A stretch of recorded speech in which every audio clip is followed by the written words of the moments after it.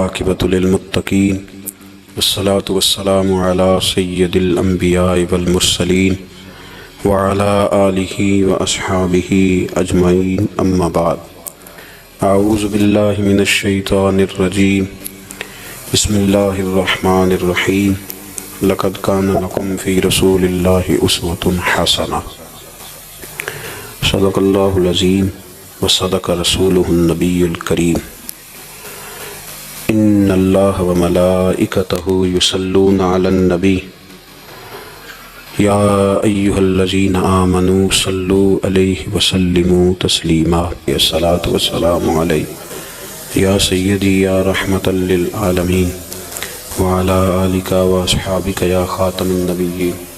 تمام تعریفیں حمد و ثنا اللہ کریم جل وعلا کے لیے، درود و سلام نبی اکرم نور مجسم شفیع معظم احمد مجتبیٰ جناب حضرت محمد مصطفیٰ صلی اللہ تعالیٰ علیہ وسلم کی ذات والا صفات کے لیے حمد و صلات کے بعد اللہ ہم سب کو اخلاص کی دولت عطا فرمائے، روحانیت کا نور عطا فرمائے، اصلاح احوال اور اطمینان قلبی نصیب فرمائے۔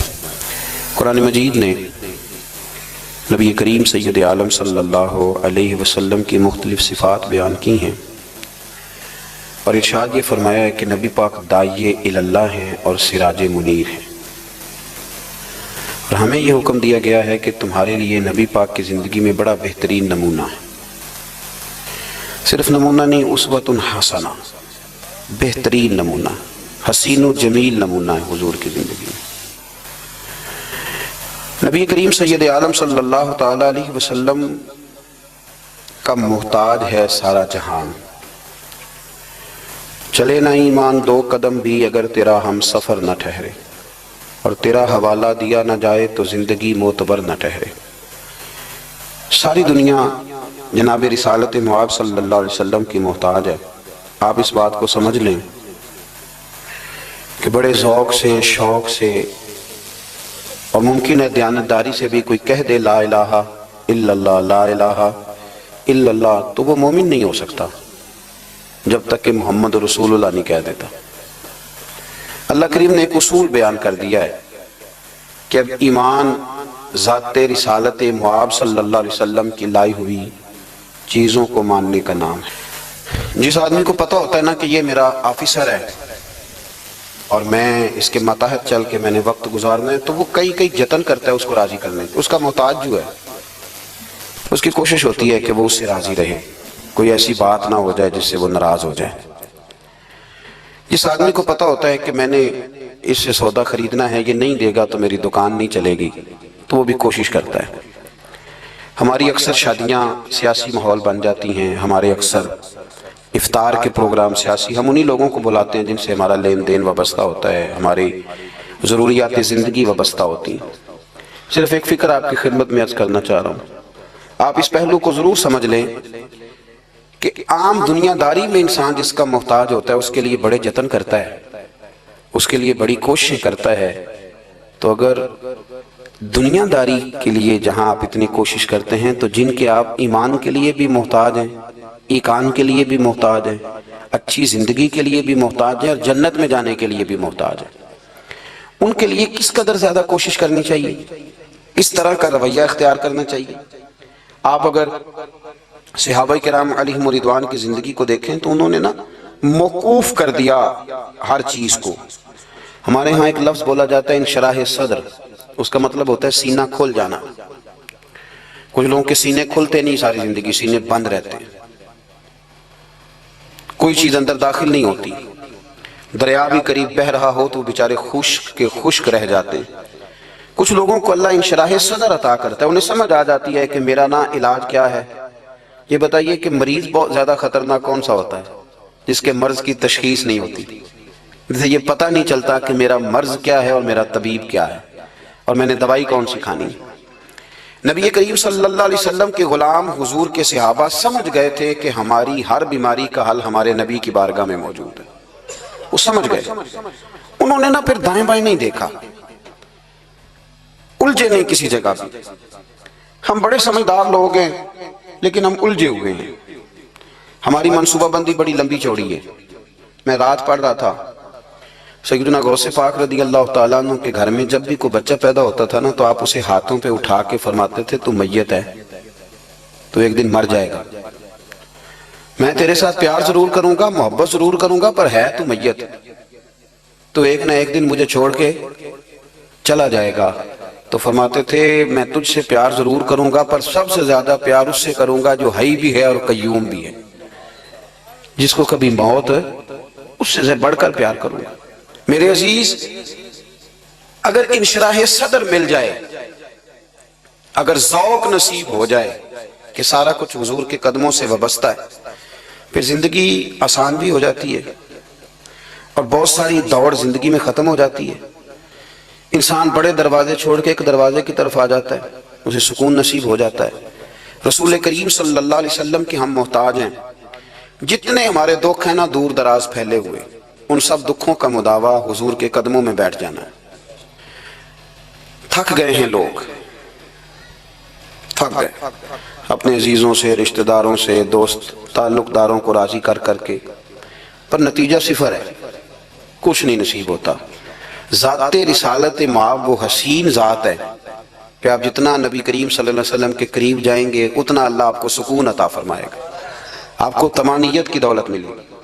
آپ دیکھیں کہ کچھ صفتیں نبی پاک صلی اللہ علیہ وسلم کی ایسی ہیں کہ جن صفات کی اگر انسان غلامی کر لے بڑی ساری چیزوں سے بچ جاتا ہے۔ ہمارے زمانے میں ایک چیز ہے جس کا نام ہے اشتعال، ایک ہے غصہ، ایک ہے جلال۔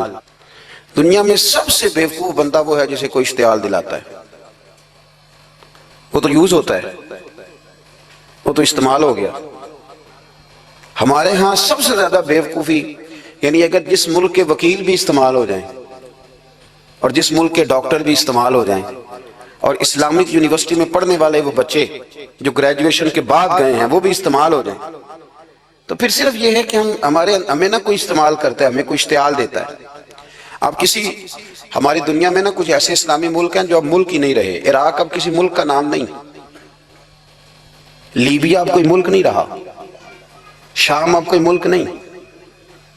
پتہ نہیں آپ کو سمجھ آ رہی ہے کہ نہیں آ رہی میری بات کی؟ عراق کے اندر جس گروہ کی جتنے حصے پر حکومت ہے نا، ایک صوبے پہ حکومت ہے تو وہ الگ حکومت کر رہا ہے اس وقت، اور جس کی جتنے ضلعوں پہ حکومت ہے جو پاورفل ہے وہ الگ حکومت کر رہا ہے۔ لیبیا کا بھی یہ حال ہے، شام کا بھی یہی حال ہے۔ خدا نہ خواستہ جو یمن کی طرف لوگوں کی نظریں اور معاذ اللہ عرب شریف کی طرف جس کو سعودی عرب کہا جاتا ہے ادھر بھی لوگوں کی گنونی نظریں ہیں، اگر وہاں بھی خدا نہ خواستہ یہ جیسے الگ الگ کر کے مسلمان کو مارا جا رہا ہے تو اللہ نہ کرے وہاں بھی ایسا ہو جائے۔ لیکن اب یہ ملک ہی نہیں رہے، یہ چھوٹی چھوٹی ٹکڑیوں میں بٹ گئے۔ کیوں بھلا؟ ہمیں لوگ اشتعال ہی بڑا دلاتے ہیں۔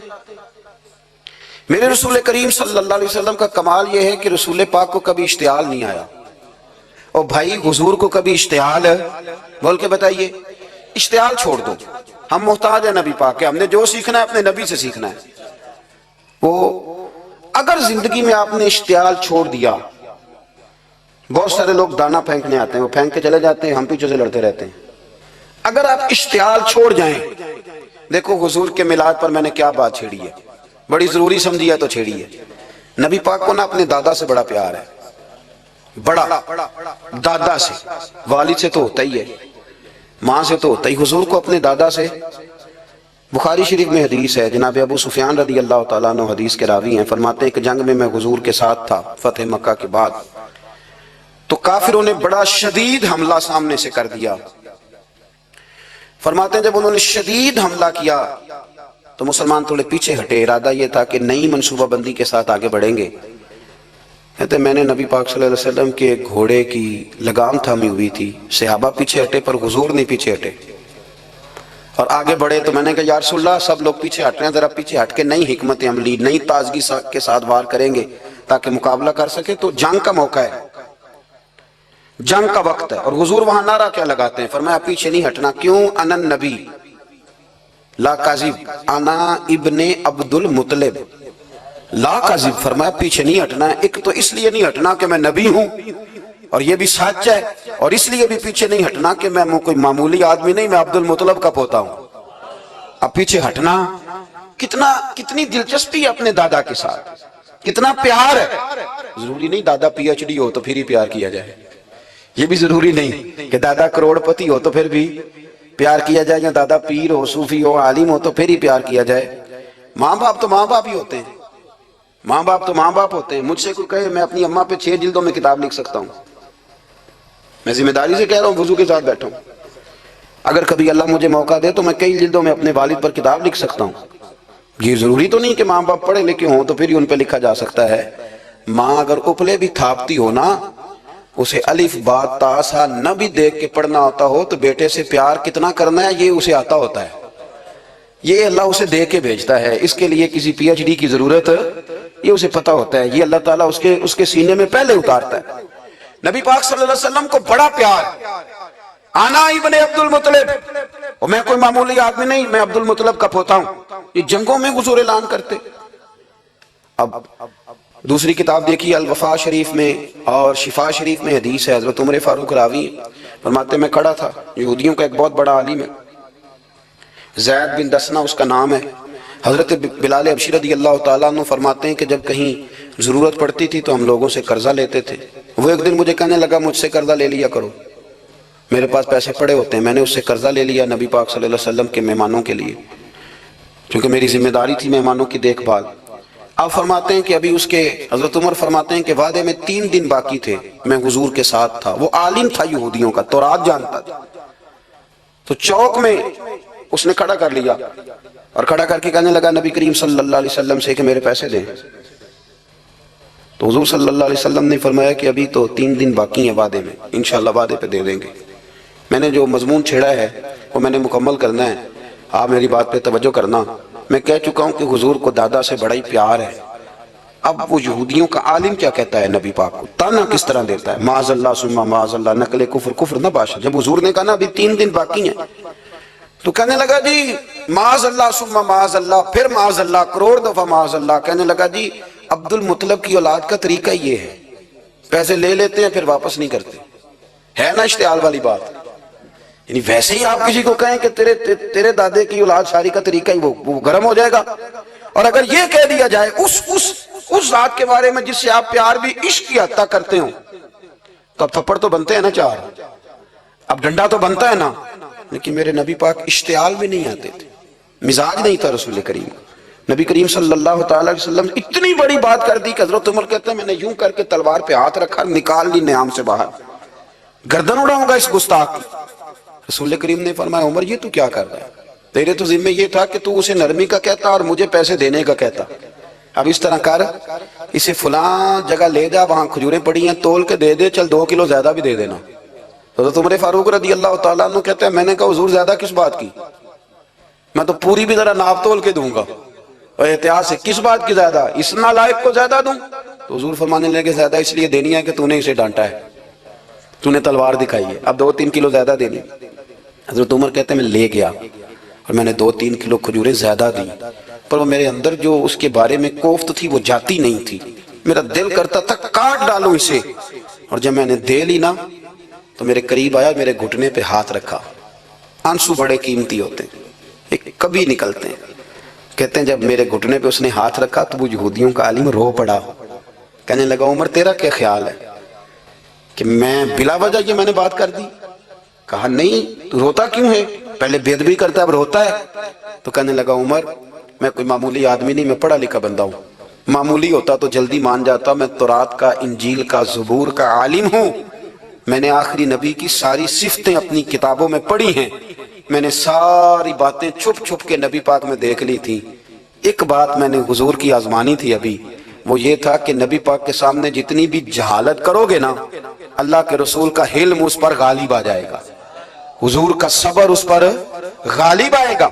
میں نے نا آج وہ آزمانا تھا، اور میں نے نا سازش کر کے بلال کو پیسے دیے تھے، اور میں نے سازش کر کے 3 دن پہلے مانگے تھے، پر عمر تجھے مبارک ہو، میں نے تو آزما کے مانا ہے، تو بغیر آزمائے محمد عربی کا غلام بن گیا ہے، اب لے جا، مجھے معافی بھی دلا، اور نبی پاک صلی اللہ علیہ وسلم کی غلامی بھی میرے لیے، اس سند پہ بھی تو میرے ساتھ شامل ہو۔ زندگی میں اشتعال نہ اپنے آپ کو آنے دے۔ لوگ دنیا میں باتیں کرنے آئے ہیں، اور باتیں کرنے والے رہ جایا کرتے ہیں، باتیں کرنے والے، میری بات کی سمجھ آ رہی ہے، اور کام کرنے والے وہ کر جاتے ہیں۔ اگر آپ باتوں پہ آپ وقت گزاریں گے تو رہ گئے اشتعال.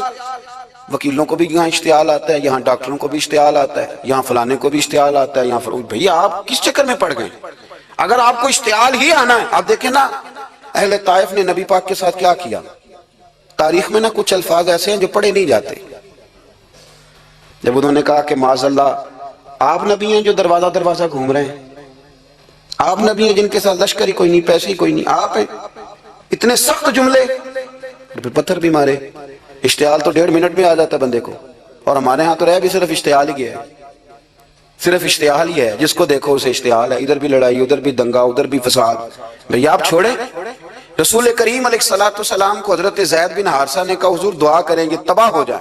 نبی پاک نے فرمایا لفظ حدیث کے، فرمایا لم ابعث لعانا، فرمایا میں کو تانے دینے والا بن کے آیا ہوں، میں کو وہ ہوں جو تانا زنی کروں گا، بد دعا دوں گا انہیں. فرمایا انما بعثت ہادیا و رحما، فرمایا میں تو رحمت بن کے آیا ہوں اور لوگوں کو ہدایت کا راستہ دکھانے کے لیے آیا ہوں. زندگی میں کبھی بھی اشتعال. ایک بات اور کرنی ہے آپ سے، اس پر بھی آپ نے خاص توجہ کرنی ہے، جو ہمارے لیے سرکار کی محتاجی میں سے خیرات ہم نے لینی ہے. وہ یہ ہے کہ نبی پاک صلی اللہ علیہ وسلم کو نا قرآن مجید نے حریص کہا. اللہ اکبر.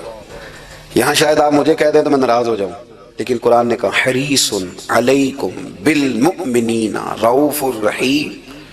اللہ کرے کہ ہم قرآن کے الفاظ پر غور کریں. حریص علیکم، اے میرے محبوب کے غلاموں، نبی پاک صلی اللہ علیہ وسلم نا تم پر حریص ہیں، یعنی تمہاری بھلائی چاہنے میں جلدی کرتے ہیں. تمہاری بھلائی چاہنے میں، یہ ایسے الفاظ ہیں کہ اس سے بڑھ کر میں ان کا معنی نہیں کر سکتا. اگرچہ علماء تفسیر نے حریص علیکم کے کئی معنی بیان فرمائے. فرمایا محبوب کو جلدی ہے. بیٹا بھی اماں سے کہتا ہے اماں آہستہ آہستہ میری ترقی ہوگی نا. اب مرید بھی پیر صاحب سے کہتا ہے حضرت صاحب ہوں میں شروع کرتے لئیے سویرے اٹھتے پہنا تے اے میں ہولی ہولی کر کے داڑھی. مجھے تو خیر بہت سارے کہتے ہیں، اس لیے ایک میرے سنگی ہیں اللہ تعالیٰ انہیں جزائے خیر دے، وہ جنوبی پنجاب سے ہیں تو وہ سرائکی ہیں. اب ہمیں اللہ نے یہ اعزاز دیا ہوتا ہے کہ ہمارے پاس ہر زبان کا بندہ ہوتا ہے، اس لیے کئی دفعہ اپنی زبان بھی گٹ مٹ ہو جاتی ہے کیونکہ سب سے بات کرنی ہوتی ہے نا جی. تو مجھے کہنے لگے ایک دن فون کر کے پیر صاحب مبارک ہو گئے.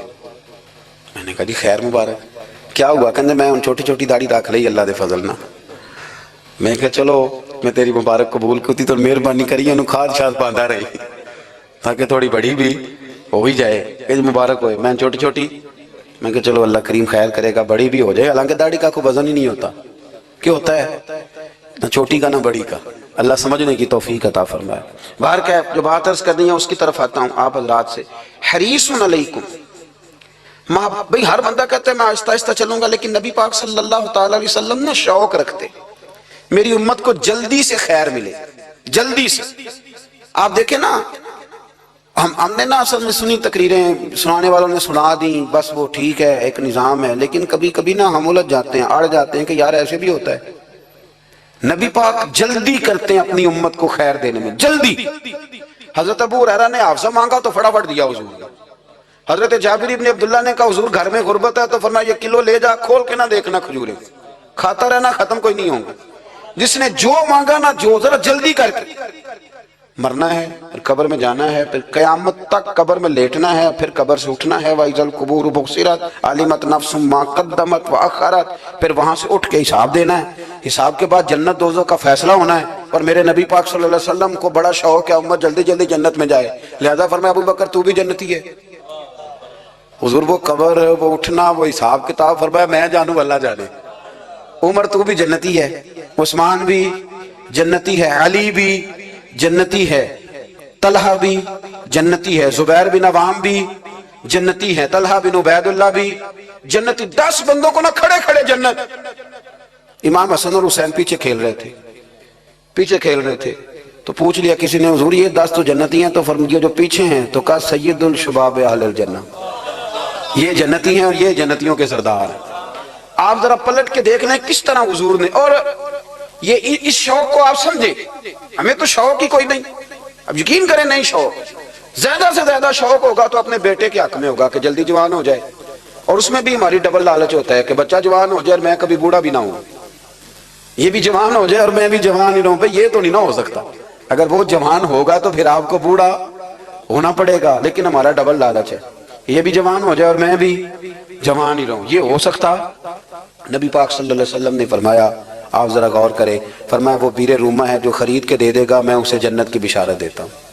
فرمایا جو مسجد بنائے گا میں گارنٹی دیتا ہوں اپنے لیے جنت میں مکان بنا لے گا. میرے رسول کریم علیہ السلام جنت کو آسان کرتے چلے گئے. فرمایا دو چیزوں کی ضمانت دے دے، زبان اور شرمگاہ کا غلط استعمال نہ کرنا، میں تجھے گارنٹی دیتا ہوں کہ رب تجھے بغیر حساب کتاب جنت عطا کر دے گا. جلدی کے ساتھ حضور نے یہ شوق پیدا کیا. ہمارے ہاں نا ہر معاملے میں تیزی ہے. امیر راتوں رات ہونا ہے، حسین راتوں رات ہونا ہے، اور بادشاہ بھی نیک ذرا آہستہ آہستہ ہو کے کرنا ہے، آہستہ آہستہ آہستہ آہستہ. اور تم ہر ویلے مسیطے بہ رہے ہیں تو اور کتے بھئی ہے جی؟ بھئی مسجد اللہ کا گھر ہے، تیرے گھر بیٹھتے تو 2-3 دن زیادہ بیٹھتے، تو نے کہنا تھا کوئی اور کام بھی کریا کر. اللہ کے گھر بیٹھے ہیں تو یہاں بھی تجھے اعتراض ہے. کدھر جا کے بیٹھے، کدھر بیٹھے جا کے؟ ہمارا ایک پیر بھائی تھا، اللہ اکبر، تو حضرت صاحب کے پاس آ کے نا کسی نے شکایت لگائی اس کی کہ اس کے گھر والے کہتے ہیں تیار والے پیران کو لے بیٹھا رہنا ہے. تو سب آس پہ فرمانے لگے ایک بار پھر گل کری، کہتا جو کہتے ہیں ہر وقت پیروں کے پاس بیٹھ رہتا. فرمایا یار بڑا مزہ ہے، ایک بار پھر کری. تو وہ جب حضرت صاحب کو مزہ آتا تھا تو ہمیں مفت میں آنا شروع ہو جاتا تھا. تو یہ تو بڑی بات ہے نا جی کہ کوئی کسی اللہ والے کے پاس بیٹھتا ہے. میری بات کو سمجھ لیں، جلدی کرتے رسول کریم، ہمیں بھی تھوڑی جلدی کرنی چاہیے نبی پاک کا غلام بننے. صحابہ نے بڑی جلدی کی، آپ یقین کریں 1 منٹ بھی دائیں بائیں نہیں. بس آج حکم آیا، آج ختم، آج یہ عمل ہوگا، کل پرسوں کی بات کوئی نہیں. ساری دنیا جاتی ہے نا مدینہ شریف اور جا کے دیکھتی ہے مسجد قبلتین، 2 قبلوں والی مسجد. یار بڑا مشکل کام ہے، بڑا مشکل کام ہے. لوگ کہتے ہیں پہلا تسی انجان دے سو، اب یہ کہنا شروع کر دیا بڑا مشکل کام ہے. حضور نے 4 رکعتوں والی نماز 2 ادھر منہ کر کے پڑھائی اور پھر 2 رکھتے ہیں. اور یار مشکل ہے کام، بڑا مشکل. یہاں تو میرے بھائی پگڑی کا سٹائل بدل ناراض ہو جاتے. اور میرے رسول کریم صلی اللہ علیہ وسلم نے کعبے کا رخ ہی پھیر لیا تو سلام کے بعد صحابہ نے سوال نہیں کیا. کسی نے پوچھا کل تم نے 2 ادھر پڑھی تھی، آج 2 ادھر پڑھی. انہوں نے کہا ہم نے قبلہ نہیں دیکھا، ہم نے تو یہ دیکھا امام کدھر جا رہا ہے. آجیو آؤ شہنشاہ کا روضہ دیکھو، کعبہ تو دیکھ چکے اب کعبے کا بھی کعبہ دیکھو. جلدی کریں، وقت بڑا تھوڑا ہے. بیماری فٹافٹ آ جاتی ہے، کچھ پتہ نہیں چلتا. کمزوری فٹافٹ آ جاتی ہے، کچھ پتہ نہیں چلتا. بہت سارے حالات ہیں جو جلدی خراب ہو جاتے ہیں. نبی پاک صلی اللہ تعالیٰ علیہ وسلم نے نا اپنی امت کو بڑی ساری خیر اللہ سے لے کے دی. ہمارا دین بڑی جلدی مکمل ہوا، 23 سالوں میں مکمل دین حضور نے ہمیں عطا فرمایا. اور پھر ایک اور مزے کی اور لطف کی بات یہ کہ ایک ہے کہ جنگیں بھی ہو رہی ہیں. ہم کہتے ہیں جی آرام سے بیٹھیں گے تو دین کی بات کریں گے، جنگیں بھی جاری ہیں. بدر ہے، احد ہے، آخر دم تک. جس دن سرکار کا وصال ہوا اس دن بھی نبی پاک صلی اللہ علیہ وسلم نے لشکر روانہ کیا، اس دن بھی لشکر روانہ کیا. جنگیں بھی ہو رہی ہیں اور ساتھ ساتھ رسول پاک نماز، عبادت، تہجد، مسواک، شریعت، دین، تقوی، پرہیزگاری، ان ساری باتوں کا درس بھی بیان فرما رہے ہیں. ہم کہتے ہیں جی وہ فلانے حالات ٹھیک ہو جائیں گے کاروباری تو پھر میں مسجد ہوں. بھئی حالت جنگ میں بھی جنگ بھی چلتی رہتی تھی، تہجد بھی چلتی رہتی تھی. وہاں یہ حال تھا کہ وہاں پریشانی بھی چلتی رہتی تھی اور درود و سلام بھی چلتا رہتا تھا. میرے رسول کریم صلی اللہ علیہ وسلم کے غلاموں، اپنے زندگی میں ناکام وہ لوگ وہ جنہوں نے وقت ضائع کیا. وقت نہیں ضائع کریں. ایک آدھ بات حضور غوث پاک کی عرض کرتا ہوں. حضور غوث پاک رضی اللہ تعالیٰ عنہ نے نا نبی پاک صلی اللہ علیہ وسلم کی اتباع میں وقت گزارا ہے. کچھ بندے اللہ کے بڑے خاص ہوتے ہیں. حضور غوث پاک رضی اللہ تعالیٰ عنہ کو اللہ نے اعزاز عطا فرمایا، شان عطا فرمائی کہ غوث اعظم درمیان اولیاء جو محمد درمیان انبیاء. اس طرح نبیوں میں رسول کریم کا مقام ہے نا، اس طرح ولیوں میں غوث پاک جیلانی کا مقام ہے. حضور غوث پاک رضی اللہ تعالیٰ عنہ کو اللہ نے کئی اعزازات دیے. سب سے بڑی بات یہ کہ اللہ نے انہیں کرامات عطا کی. کرامت دین کا پورا ایک حصہ ہے. ہمارے یہاں نا لوگ کہتے ہیں اخلاق بیان کریں جی، وہ کہتے کیا تھے کرامت کیا ہوتی؟ بھئی کرامت تو قرآن پاک نے بیان فرمائی. آصف بن برخیا جناب بلقیس کا ملکہ بلقیس کا تخت لائے تھے. یہ اللہ نے کیوں آیت نازل کی قرآن پاک میں؟ وہ قصہ کہانی ہے. کہ وہ جی تخت لائیں، یہ کیوں بیان کی اور تخت آیا کس طرح آیا؟ انہوں نے کہا کہ آنکھ جھپکنے سے پہلے آ جائے گا، پھر آیا کہ نہیں آیا؟ ان سے پوچھا یہ کیسے آیا؟ کہنے لگے ھذا من فضل ربی۔ او سنگیو، صرف حضرت سلیمان علیہ السلام کا امتی تخت لا سکتا ہے، نبی پاک کا غلام نہیں لا سکتا؟ یار آپ نے کرامت کا انکار کر کے اپنے آپ کو کمزور کر لیا۔ اور نہیں جی نہیں، یہ کیسے ہو؟ کیا مطلب ہے اس کا؟ آپ سورہ نمل روز پڑھیں اور جناب سلیمان علیہ السلام کے امتی کی شان بیان کریں کہ وہ آنکھ جھپکنے سے پہلے 80 گز اونچا، 80 گز چوڑا، 80 من وزنی تخت آنکھ جھپکنے سے پہلے لے آئے۔ کسی بندے کا ایمان خراب نہیں ہوتا۔ اور میرے غوث پاک جیلانی، یہ وہ بندے ہیں جن کے بارے میں نبی پاک نے فرمایا کہ میری امت کے علماء بنی اسرائیل کے نبیوں کی طرح ہیں، امتیوں کی طرح نہیں۔ کن کی طرح؟ نبیوں کی طرح، نبیوں کی طرح۔ حضرت غوث پاک رضی اللہ تعالیٰ، ہم کو ملانگ لوگ نہیں ہیں الحمدللہ تعالی، ہم تو غوث پاک کی کرامت بھی مانتے ہیں پر قرآن و سنت کی اینک لگا کے مانتے ہیں۔ یہ میری بات سمجھ لیں۔ حضرت غوث پاک رضی اللہ تعالیٰ نے طالب علموں کو سبق پڑھا رہے تھے، تو سبق پڑھاتے پڑھاتے نا ہاتھ آگے بڑھایا، تو اچانک ہاتھ واپس آیا تو گیلا ہو گیا تھا سارا۔ تو شاگرد بھی بڑے سیانے ہوتے ہیں، انہوں نے سبق چھوڑ دیا، استاد جی کے گیلے بازو کو دیکھنا شروع کیا۔ حضور یہ کیا ہے؟ تو غوث پاک بھی غوث پاک تھے، ہر بندے کا ہاضمہ اتنا اچھا نہیں ہوتا کہ اس کو ہر بات ہضم ہو جائے۔ کئیوں کو بد ہضمی بھی بڑی سخت ہوتی ہے، کھٹے کھٹے ڈکار آتے ہیں بات سن کے، کانوں سے دھواں بھی نکلتے ہیں کئی دفعہ۔ تو انہوں نے پوچھ لیا فٹافٹ کہ حضور یہ کیا ہوا؟ تو غوث پاک کو پتا تھا کہ سب کا ہاضمہ ٹھیک ہے۔ میاں صاحب نے بھی کہا تھا خاصاً دی گلامہ آگے نہیں مناسب کرنی۔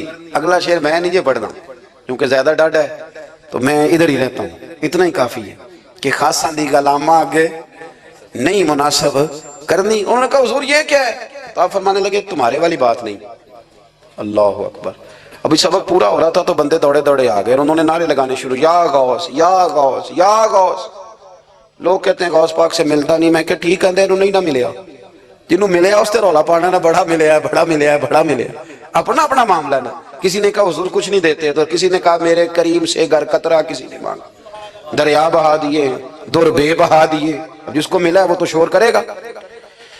تو تھوڑی دیر کے بعد ہی بندے پہنچ گئے، انہوں نے آ کے یا غوث کے نعرے بھی لگائے، وہ مچلے بھی، وہ روئے بھی، وہ قدم بھی چومے، اپنے مقدر پہ ناز بھی کیا۔ شکر ہے اللہ کا، اللہ نے ہمیں آپ کا غلام بنایا، شکر ہے۔ تو طالب علموں نے پوچھا ہوا کیا؟ کہنے لگے کشتی میں بیٹھے تھے تو ڈوبنے لگی تھی، تو ہم نے کہا کہ ہم تو غوث پاک کے ماننے والے ہیں۔ تو پھر حضور غوث اعظم کا دست مبارک نمودار ہوا ہے اور کشتی کو پکڑ کے کنارے لگا دیا ہے، کشتی کو پکڑ کے کنارے لگا دیا ہے۔ ایک قریب کہنے لگا یہ کیسے ہو سکتا ہے؟ تو دوسرا اس کی کمر پہ تھپکے دے کے کہنے لگا ویسے ہی ہو سکتا ہے جیسے آصف بن برقیہ کے ذات ہوا تھا، بالکل ویسے ہی ہو سکتا ہے۔ سیدنا غوث اعظم کی کرامات اتنی متواتر کے ساتھ ہے کہ ملا علی قاری فرماتے اتنی تو کرامتیں سنی نہیں جتنی غوث پاک کو اللہ نے عطا فرمائی۔ رب کریم نے انہیں درجہ دیا، وقار دیا، ان کی دعاؤں کو قبولیت دی، اللہ نے انہیں اعزاز کے ساتھ نوازا، اللہ نے ان پر فضل فرمایا۔ ایک تاجر تھا تو ملک شام جاتا تھا اکثر تجارت کرنے کے لیے، مال کما کے لاتا، غریبوں کی بھی مدد کرتا، مدارس کی، مساجد کی، سب جگہ جہاں دین کی ضرورت ہوتی پہنچتا۔ ایک بغداد میں اور درویش بھی گزرے جن کا نام شیخ حماد ہے، وہ بھی بڑے درویش تھے۔ وہ تاجر شیخ حماد کے پاس گیا، کہنے لگا میرے لیے دعا کر دے، میں جا رہا ہوں سفر کے لیے۔ تو انہوں نے کہا میں صبح بتاؤں گا۔ استخارہ کیا، صبح کہنے لگے نہ جانا، تیرا مال بھی لٹ جائے گا اور تو قتل بھی ہو جائے گا۔ وہ بڑا پریشان ہوا، حضور غوث پاک کے پاس گیا، کہنے لگا حضور وہاں بھی میں نے کہلا بھیج دیا ہے، سامان میرا پڑا ہے، جاؤں گا نہیں، پیمنٹ نہیں کروں گا، ملے گا نہیں تو خسارہ ہو جائے گا، مہربانی فرمائے۔ غوث پاک نے مراقبہ کیا، فرمایا تو جا اللہ خیر کرے گا، تو جا اللہ خیر کرے گا۔ مرید کا عمل کے یقین، پیر کا عمل کے یقین، چلے آپ فیصلہ کر لیں تو میں آگے بڑھتا ہوں۔ حضرت غوث اعظم رضی اللہ تعالیٰ عنہ نے مرید سے کہا تو جا اور اللہ خیر کرے گا۔ وہ گیا، کہتے میں نے پیمنٹ کی، مال لیا، واپس آیا، گھوڑوں کا سفر تھا، رستے میں رات کو ایک جگہ سویا، خواب دیکھتا ہوں، خواب میں ڈاکو آ گئے، انہوں نے پہلے مال لوٹا پھر مجھے قتل کیا، اور جب میرے گردن پہ انہوں نے خنجر چلائی، خواب دیکھ رہا ہوں تو میری فٹافٹ آنکھ کھل گئی، اور جب میری آنکھ کھلی تو میں اسی وقت ہی رخت سفر باندھا سرپٹ گھوڑے دڑائے، کچھ رات کو کچھ دن کو، سویرے بغداد پہنچ گیا۔ کہتے خیال تھا کہ پہلے غوث پاک کے پاس جاؤں گا، لیکن پہلے شیخ حماد سے ملاقات ہوگی۔ میرا چہرہ دیکھا، پریشان تو دیکھ کے مسکرائے، فرمانے لگے بھی تیرا پیر بڑا شاندار ہے، تیرا پیر بڑا شاندار ہے۔ وہ کام جو حقیقت میں ہونا تھا نا، حقیقت میں انہوں نے دعا کی ہے تو رب کریم نے اسے خواب بنا دیا ہے۔ ان کی دعا کی برکت سے اللہ نے اسے، اب میں بات مضبوط کرنا چاہتا ہوں تو میں ایک حدیث پاک بھی پڑھ دوں۔ لوگ کہیں گے جی مرنے والا بھی بڑھ جاتا ہے، عمر بھی بڑھ جاتی ہے۔ مشکات کی حدیث ہے، ترمذی میں بھی موجود ہے، نبی پاک صلی اللہ علیہ وسلم نے فرمایا اگر تم چاہتے ہو رزق بھی بڑھ جائے، عمر بھی لمبی ہو جائے، تو اپنے رشتہ داروں سے اچھا سلوک کرو۔ اس کا مطلب ہے کہ عمر بڑھ جاتی ہے، موت کچھ وقت کے لیے ٹل بھی جاتی ہے۔ حضور غوث پاک کو اللہ نے بڑا اعزاز دیا، بڑی کرامات دی۔ آپ فرمایا کرتے تھے میں نے 40 سال اپنے رب کو راضی کیا ہے مصلی پہ بیٹھ کے۔ تو میرے مالک نے پھر پوچھا ہے کہ عبد القادر کچھ مانگ لے، کوئی بات کر لے، تو سیدنا غوث اعظم رضی اللہ تعالیٰ عنہ فرماتے ہیں کہ میں نے پھر اپنے رب کریم کی بارگاہ میں عرض کیا مالک جو قیامت تک مجھ سے محبت کرے فضل کرنا اسے بغیر توبہ کے موت نہ دینا۔ تو میرے رب نے میری اس دعا کو شرف قبولیت عطا فرمایا کہ جو مجھ سے پیار کرے گا، میرا نام لے گا، وہ بغیر توبہ کے نہیں مرے گا۔ جنات بھی آپ کی بارگاہ میں حاضر ہوتے، آپ کو شیخ بحر و بر کہا جاتا ہے۔ جب آپ نے منبر پر بیٹھ کر یہ اعلان فرمایا نا کہ میرا یہ قدم ہر ولی کی گردن پر ہے، تو خراسان کے جنگلوں میں معین الملت والدین عطائے رسول ہند الولی خواجہ معین الدین اجمیری موجود تھے۔ تو وہاں اعلان کرنے لگے، کہنے لگے غوث پاک صرف گردن پہ کیوں، آپ میری آنکھوں پہ بھی قدم رکھیں، میرے سر پہ بھی قدم رکھیں۔ اللہ نے ان اولیاء کو بڑا اعزاز دیا، انہیں اللہ نے بڑی شان دی۔ اپنی نسبت اللہ کے بندوں سے مضبوط رکھیں۔ ضروری نہیں کہ آپ کسی جگہ مرید ہی ہوں گے تو آپ کی نسبت مضبوط ہوگی۔ آپ خواجہ معین الدین سے پیار کریں، آپ حضرت بہاءاللہ نقشبند بخاری سے پیار کریں، داتا علی اجویری سے پیار کریں، آپ غوث پاک جیلانی سے، آپ اللہ کے نیک بندوں سے محبت کریں، ان کا تذکرہ سنیں۔ اب تو پوری مہم چلی ہوئی ہے اللہ کے بندوں کے خلاف۔ لوگوں نے ایسا وار چلایا کہ بس جی کچھ بھی نہیں جی، آپ چھوڑیں، آپ ڈائریکٹ کتاب و سنت کو پڑھیں، کوئی بھی نہیں جی، کوئی ولی نہیں۔ تو پھر وہ جو اتنی آیتیں ہیں، وہ حدیثیں، وہ سارا کچھ، اس کا مطلب ہے امت میں ولی ہوتے ہی نہیں۔ تو الا ان اولیاء اللہ لا خوف علیہم ولا هم یحزنون کا کیا معنی ہے؟ اس کا کیا مطلب؟ آپ نے تو ملیاں میٹ کر دیا، سارا پوری مہم چلی۔ اللہ کے بندوں سے پیار کریں، اور میرے نبی پاک صلی اللہ علیہ وسلم نے فرمایا جو جس سے پیار کرے گا قیامت کے دن اسی کے ساتھ اٹھایا جائے گا۔ اور حضرت ابو ذر غفاری نے عرض کیا تھا یا رسول اللہ اگر وہ ان جیسے عمل نہ بھی کرے تو فرمایا اللہ بڑا کریم ہے، ایمان کی سلامتی سے جائے اللہ ان کے ساتھ ہی کھڑا فرما دے گا۔ حضرت محدث اعظم پاکستان مولانا سردار احمد صاحب رحمۃ اللہ علیہ بڑے مصروف آدمی تھے، پر بڑھاپے کے عالم میں بھی نا شیخ الحدیث تھے۔ شاید اتنے کسی کے شاگرد دنیا میں ہوں جتنے حضرت کے تھے۔ ہر جمعرات کو فیصل آباد سے لاہور آتے تھے داتا صاحب کے مزار پہ حاضری دے، ہر جمعرات۔ یہ چند دن پہلے ہمارے ایک بزرگ افریقہ سے آئے ہوئے تھے، افریقہ سے۔ تو پوچھا حضرت جی خیریت سے آنا ہوا؟ تو کہنے لگے پہلا مقصد تو داتا صاحب کے مزار پہ حاضری دینا اور باقی اس کے بعد۔ تو ہر جمعرات کو حضرت محدث اعظم رحمۃ اللہ علیہ آتے تھے، ہر جمعرات۔ ایک مولوی صاحب نے ایک دفعہ شوشہ چھوڑ دیا لاہور میں کہ داتا صاحب کی قبر تو قلعے میں ہے۔ لوگ شوشہ چھوڑتے رہتے ہیں نا کہ چلو کسی طریقے سے بندے ہٹائے جائیں، پر جن کی محبت اللہ دلوں میں پیدا کرے ان سے کیسے ہٹایا جائے؟ وہ جی ادھر قبر ہی نہیں، وہ تو قلعے میں ہے۔ وہ تجھے کون بتا گیا؟ کہتا جی میں نے ایک روایت پڑھی، فلانے بندے نے لکھا ہے، چلو جی الجھاؤ بن گیا۔ ہمارے ہاں جو انوکھی بات کر دے اس پہ بحث بھی شروع ہو جاتی، بڑی لہد ہوئی، بڑا کچھ ہوا۔ سید ابو البرکات شاہ صاحب ایک بہت بڑے عالم گزرے ہیں، داتا صاحب کے مزار سے تھوڑا سا آپ آگے بڑھیں تو حزب الاناف بہت بڑا مدرسہ ہے، اس کے وہ شیخ الحدیث تھے، اعلیٰ حضرت کے خلیفہ تھے، سید تھے۔ حضرت مولانا سردار احمد صاحب اسپیشل فیصل آباد سے آئے، سید صاحب کو وہاں سے ساتھ لیا، داتا صاحب کی مسجد کا سپیکر کھولا اور کھول کے فرمانے لگے جس بندے کو شک ہے نا کہ داتا صاحب یہاں موجود نہیں، قلعے میں ہیں، وہ آ جائے، میں داتا صاحب کو آواز دوں گا، داتا صاحب قبر سے بول کے کہیں گے میں اندر ہی ہوں، آ جائے میں آواز دے۔ بات ویسے کافی بڑی ہے، آپ کے اگر ذوق اس پر توجہ دے تو داتا صاحب اندر سے بولیں گے اور کہیں گے کہ نہیں میں یہی ہوں۔ وہ سید صاحب کہتے ہیں کہ مینوں تساں ایک ہارتے نہیں دسی یہ گل، ساتھ ہی لے آئے ہو، وہ گھر میں بھی بتانا تھا۔ اور کہتے ہیں جبہ کھینچ کے نا محدث اعظم کا، کہنے لگے مولانا آپ نے بڑا دعویٰ کر دیا ہے، بڑا دعویٰ کر دیا کہ داتا صاحب اندر سے بولتے، بڑا دعویٰ ہے۔ مولانا سردار احمد صاحب فرمانے لگے سید صاحب اپنی مرضی سے نہیں کیا، داتا صاحب سے پوچھ کے کیا ہے۔ داتا صاحب نے مجھے کہا ہے تو آواز دینا اور میں اندر سے بول پڑوں گا۔ فرمایا میں کل شام تک ادھر بیٹھا ہوں، جس کا دل کرے وہ آئے، میں انشاءاللہ تعالیٰ آواز دوں گا اور علی بن عثمان حجویری قبر کے اندر سے بولیں گے، لیکن چونکہ پیچھے کرم تھا نا، لہذا آیا کوئی بھی نہیں۔ پہنچا کوئی بندہ تو یاد رکھیں اللہ کے بندوں سے پیار کریں۔ تنقید والے بندے ساری زندگی بیچارے اسی کھاتے میں رہے، کچھ نہیں بن سکا، خود بھی بے سرور رہے، دوسروں کو بھی بے سواد کیا۔ اپنے آپ کو مزیدار کریں۔ دو باتیں میں نے سیرت کی عرض کی ہیں، ایک تو اشتعال انگیزی سے بچیں زندگی میں، کبھی بھی کوئی کتنا مرضی لوگ اشتعال تو دلائیں گے، اشتعال میں نہ آئیں۔ اور دوسری بات یہ کہ جلدی کریں دین پر عمل کرنے میں، لیٹ نہ کریں۔ سرکار نے جلدی فرمائی ہمیں دین دینے میں۔ اور پھر ایک بات میں نے آپ کی خدمت میں عرض کی ہے کہ اللہ کے ولیوں سے پیار کریں، اللہ ہمیں سمجھنے کی توفیق عطا فرمائے۔